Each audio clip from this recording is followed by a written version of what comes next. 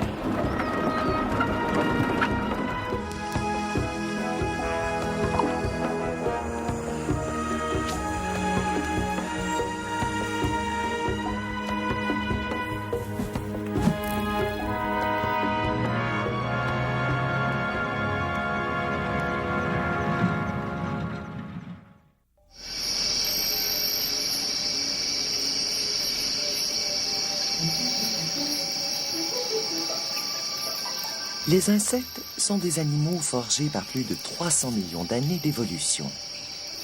En comparaison, l'homme est une invention toute récente dont les premières ébauches remontent à moins de 3 millions d'années. Et voici que ces primates au grand cerveau se considèrent déjà comme le centre de l'univers. Plusieurs s'imaginent que les humains détiennent le monopole des innovations technologiques. Eh bien, non. Une foule de brevets dans le domaine des communications, des transports et de la construction reviennent de plein droit aux insectes. Que justice soit faite. Tout au long de son évolution, l'espèce humaine a en effet redécouvert ou imité nombre de stratégies de survie mises au point par les insectes. Comme les chenilles, les premiers hominidés étaient des nomades qui se déplaçaient constamment pour trouver les plantes et les fruits dont ils se nourrissaient. À la manière de ces abeilles qui dévorent une chrysalide de papillons, nos ancêtres complétaient parfois leur diète en mangeant des insectes ou des animaux trouvés morts.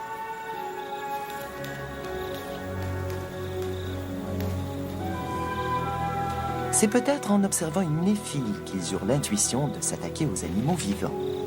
On pouvait les capturer dans des pièges, comme des araignées, ou encore les tuer en les perçant avec un outil pointu comme les dagues ornant les pattes ravisseuses de la menthe.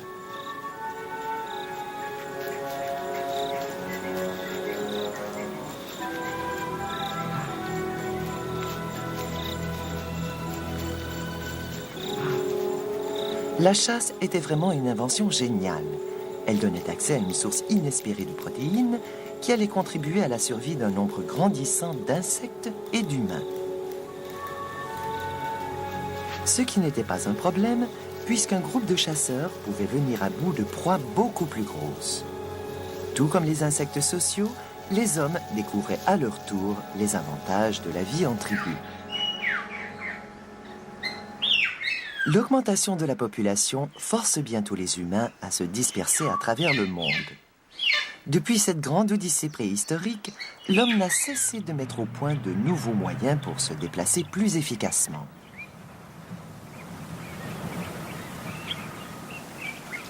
Si l'on créditait les insectes pour toutes leurs inventions dans le domaine des transports, ils rouleraient certainement sur l'or.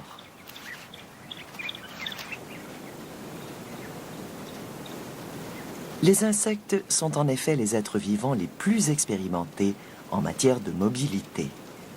Bien avant l'apparition de l'homme, les fourmis coupeuses de feuilles bâtissaient des empires à la manière des Romains en construisant de vastes autoroutes qui facilitaient la libre circulation des marchandises.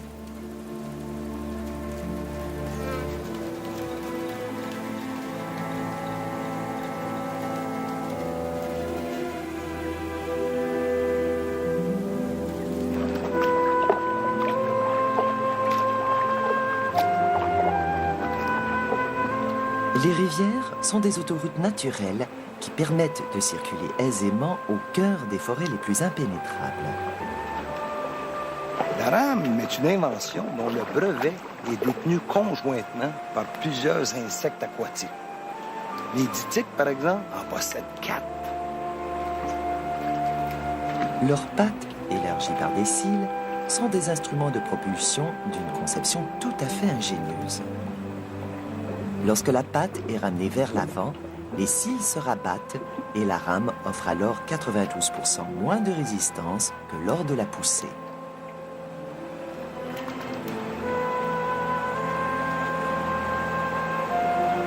Mais au point de vue propulsion, il y a encore mieux. La larve aquatique de la libellule.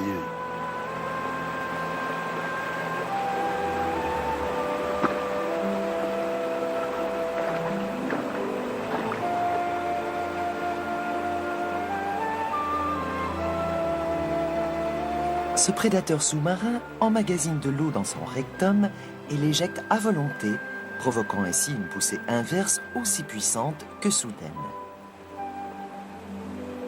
Voici donc le véritable inventeur du moteur à réaction.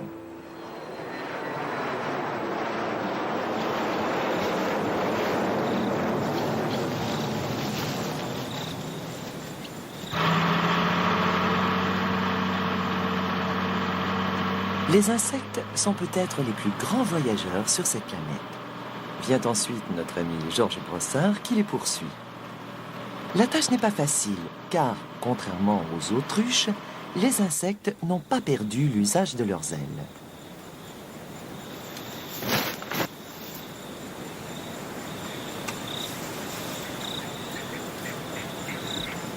Les insectes ont vaincu la gravité des millions d'années avant les frères Wright. Pas surprenant qu'ils aient inventé l'aile. Les ailes des insectes sont des chefs-d'œuvre d'ingénierie. Celles des moucherons résistent à 1000 battements par seconde. Celles des coléoptères peuvent supporter une charge impressionnante car certains de ces insectes sont parmi les plus lourds. Leurs ailes sont actionnées par des moteurs très puissants, capables de faire décoller ces gros porteurs.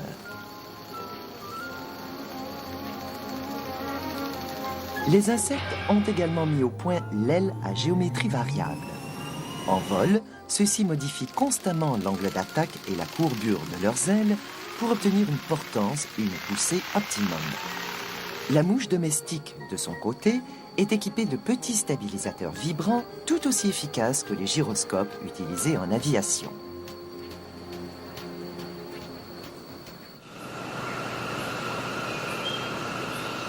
Avant l'invention de l'agriculture, ces collines des Highlands de la Malaisie étaient couvertes de forêts. L'agriculture a transformé pour toujours l'aspect même de notre planète. Fini la vie de nomades, les agriculteurs fondent des communautés tout près des champs qu'ils exploitent.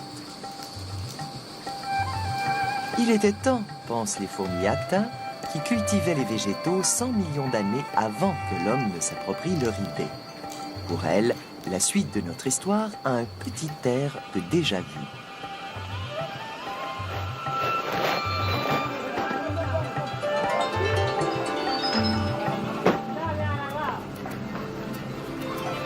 Les fourmis sont fiers de nous. L'homme est maintenant l'animal qui élabore les sociétés les plus complexes. Mais l'élève n'a pas dépassé le maître dans tous les domaines. Ce sont les insectes qui ont inventé la vie en société et, en termes de cohésion, ils sont imbattables. Chaque geste posé par une fourmi ouvrière semble une action individuelle. Mais, contrairement aux humains, il s'agit toujours d'un comportement dicté par l'ensemble de la colonie et qui a pour unique but la survie de celle-ci.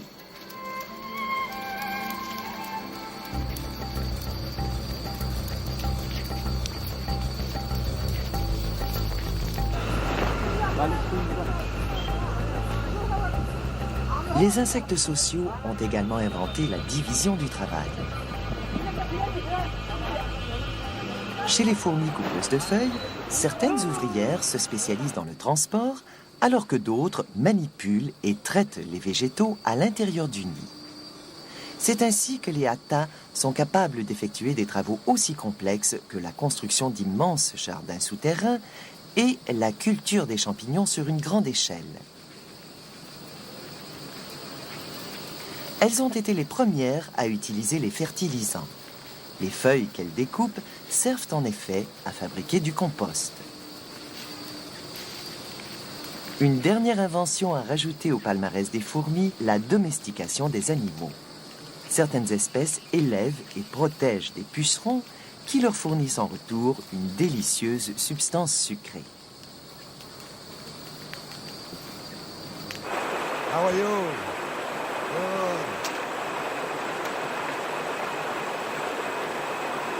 Beaucoup de gens savent que les insectes construisent des nids, mais bien peu pourraient énumérer les brevets qu'ils détiennent en architecture et en sciences des matériaux. Les insectes construisaient des habitations sur pilotis bien avant que l'homme ne s'installe sur les rives de cette rivière malaise. Prenons ces guêpes. Elles sont en train de bâtir un nid juché dans un arbre qui sera d'une solidité extraordinaire. Elles utilisent de la poudre de pierre, humectée de salive et mélangée à des graviers. C'est la recette du béton. Pour accélérer le séchage des dernières coulées, elles ont même inventé le ventilateur.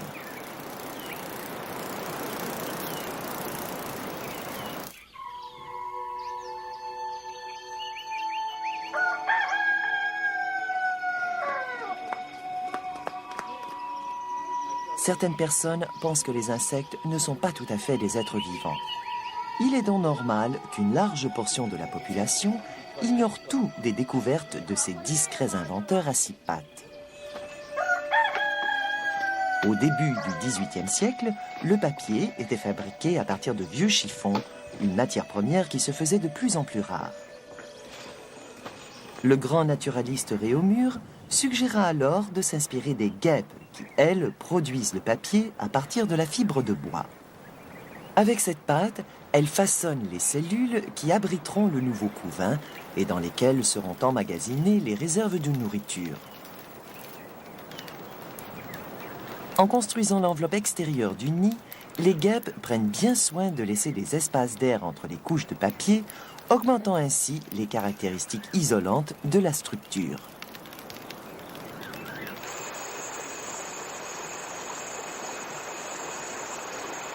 Eh bien, croyez-le ou non, il a fallu attendre plus d'1 siècle après la mort de Réaumur pour que l'homme enfin adopte la solution beaucoup plus économique des guêpes. Il n'y a pas de honte à reconnaître le génie créatif des insectes. La véritable honte, c'est de ne pas avoir l'intelligence d'en profiter.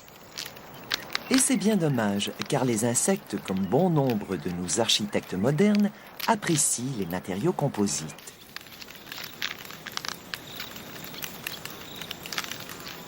L'armature du nid de ces fourmis couturières est formée d'un simple assemblage de feuilles que les ouvrières enduisent d'une pâte végétale renforcée de fibres de soie produites par leurs larves.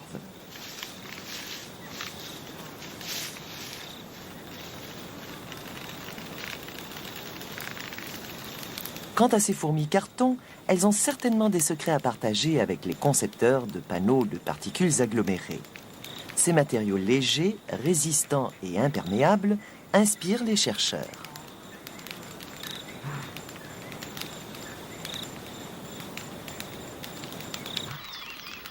En synthétisant la colle utilisée par des termites, des ingénieurs viennent de mettre au point un super liant qui permet de produire un revêtement de route encore plus résistant que l'asphalte.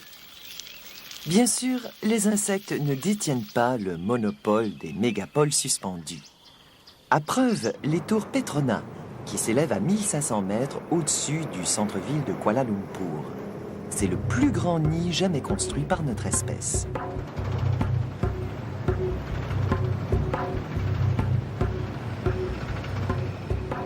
Nos réussites technologiques sont certes impressionnantes, mais bien souvent, nos inventions, contrairement à celles des insectes, causent autant de problèmes qu'elles en règlent. Et nous ne parlons pas uniquement ici de réacteurs nucléaires ou d'appareils produisant des gaz à effet de serre. Une invention aussi anodine que la boîte de conserve est entachée d'un vice de conception fondamental. Elle n'est pas biodégradable. Les insectes n'ont vraiment jamais coupé leur lien avec la nature.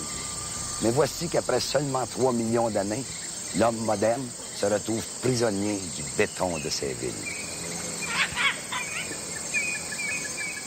Notre espèce, pourtant si inventive, éprouve de la difficulté à réinventer sa relation avec la nature. Un premier pas dans la bonne direction serait peut-être de mettre en pratique l'une des idées les plus géniales de nos ancêtres préhistoriques, réapprendre à marcher dans la savane. Nous aurions alors tout loisir de reprendre contact avec les inventeurs invertébrés et d'ouvrir notre esprit aux nouvelles idées qu'ils nous proposent.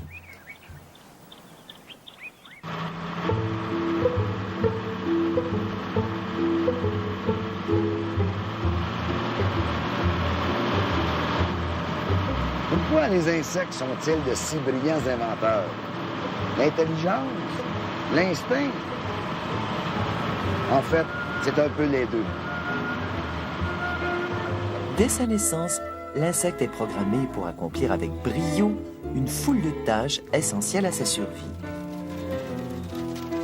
Prenons par exemple une fourmi qui part à la recherche de nourriture et se retrouve bientôt en territoire inconnu, loin de l'entrée de son nid. Dans un tel cas, un humain prend habituellement soin de consulter une carte. La fourmi, elle, utilise une méthode beaucoup plus sûre. Elle prend le soleil comme repère.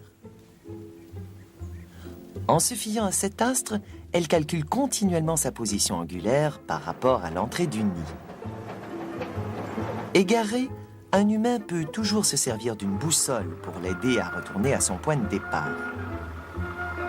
Malheureusement, je ne crois pas que Georges ait pris en note tous les changements de direction qu'il a effectués en cours de route. C'est pourtant ce qu'a fait la fourmi. Ayant trouvé de la nourriture, elle peut maintenant, sans se tromper, revenir en ligne droite jusqu'à sa colonie. Dans certains domaines, un insecte possédant un cerveau gros comme une tête d'épingle peut faire mieux qu'un humain avec toute sa science.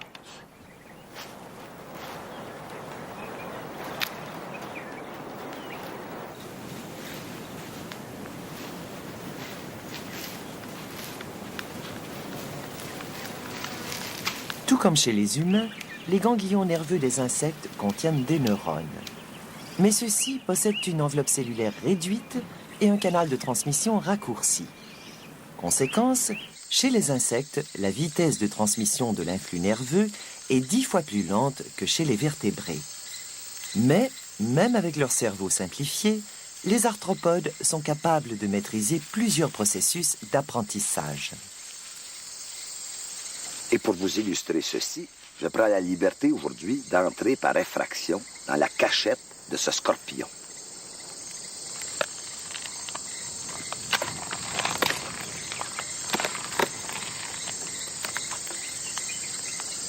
Une expérience que Georges ne vous recommande pas d'essayer pour des raisons bien évidentes.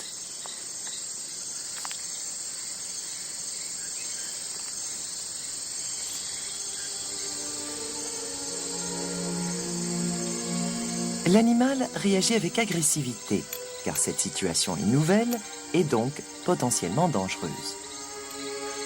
Si le scorpion est manipulé avec douceur, il finira par apprendre à tolérer cet état de choses.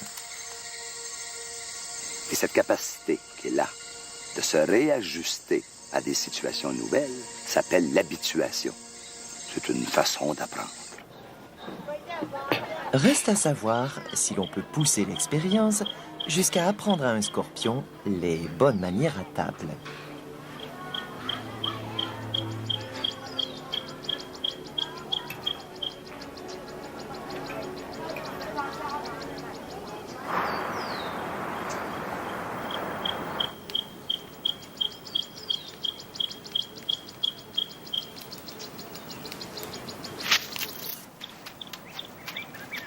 Certains insectes peuvent faire appel à leur mémoire. Ainsi, les abeilles se rappellent pendant 6 à 8 jours la position exacte d'une importante source de pollen. Elles peuvent même s'en souvenir après 2 mois d'hibernation. La capacité d'apprendre des insectes a tout de même des limites. Un papillon qui réussit à s'échapper d'une toile d'araignée n'aura pas nécessairement le réflexe d'éviter un tel piège dans le futur.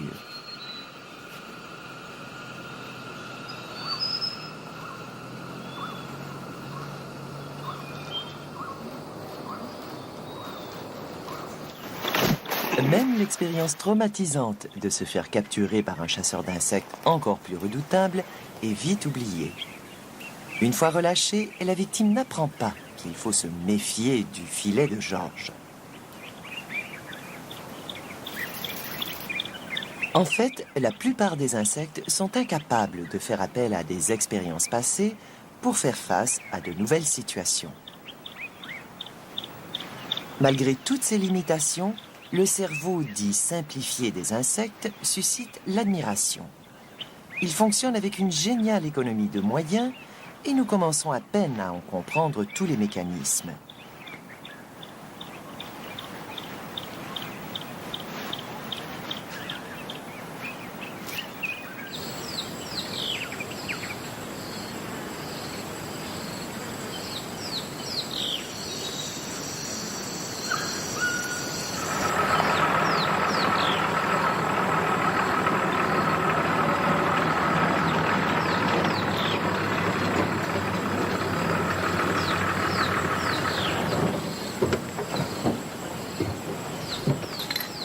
Le philosophe Alain écrivait « Il n'y a qu'une méthode pour inventer qui est d'imiter. Il n'y a qu'une méthode pour bien penser qui est de continuer quelques pensées anciennes et éprouvées. »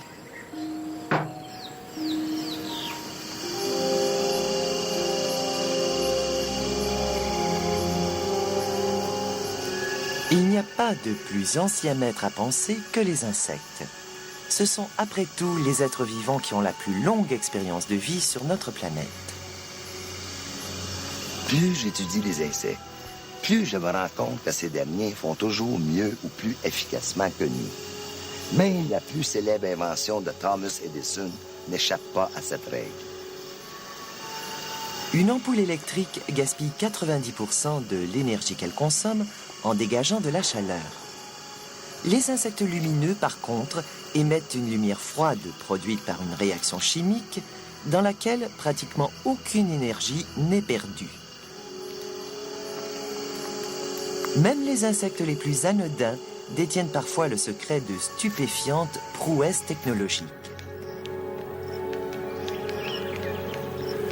Ainsi, les structures internes des yeux d'une vulgaire mouche transmettent la lumière 100 fois plus efficacement que la fibre optique.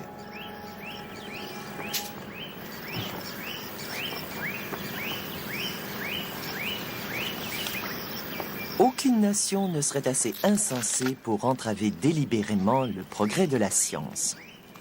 Pourtant, tous les jours, des centaines d'espèces d'insectes disparaissent sans laisser de traces à cause de la destruction insensée de leur habitat. Combien d'inventions merveilleuses sont-elles ainsi perdues à tout jamais ?